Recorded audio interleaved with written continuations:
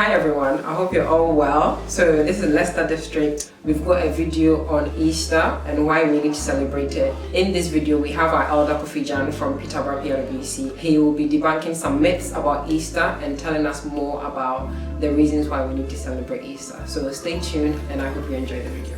When we talk about the name Easter, we're talking about basically the Christian festival that celebrates the last 8 days of Jesus Christ's ministry.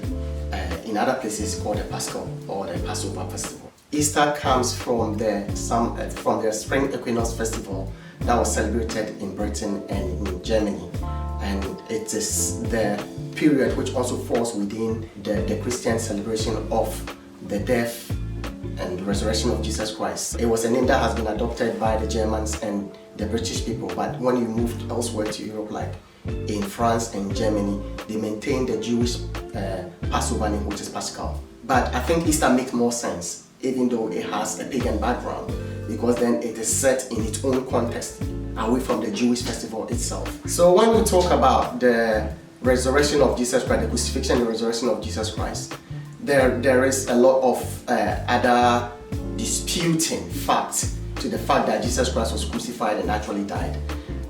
In Islam, most people claim that Jesus Christ didn't actually die on the cross, that God changed his appearance to look like someone else's appearance, like to look like Jesus Christ, and that person died in place of Jesus Christ. But when you know the Christian narrative, that doesn't make sense, because the Christian narrative says that Jesus Christ came to be born to die and for our salvation. And in predicting his death, he said that he's dying for us, and on the third day he will rise. He says that, so we don't see any reason why his death will be faked. In other words, God didn't do anything like that. We have the testimonies of the 4 Gospels telling us that Jesus Christ actually died. Jesus Christ has been beaten and he was weak. How will it be possible to substitute somebody you have just beaten and is all bleeding to somebody who has just returned from the farm or coming from the country that hasn't done any work or anything and doesn't have any injury on them? It is almost impossible. It is just an attempt to detract from the actual story that actually took place. So there are some religious groups that believe that the cross was just a plank.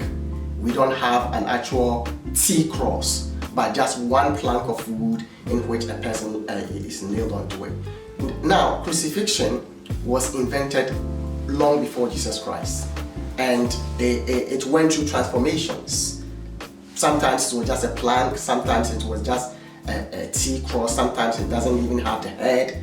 But what we do know is that when the disciples talk about Jesus Christ's crucifixion, they talk about the stauros, and stauros normally means the beam that goes across the actual beam. So there is every reason to believe that it was actually a cross, as opposed to the Jehovah's Witnesses straight beam with a body on it. But I don't think that should be a big issue at all. At the end of the day, there was a crucifixion, and that is what should matter most.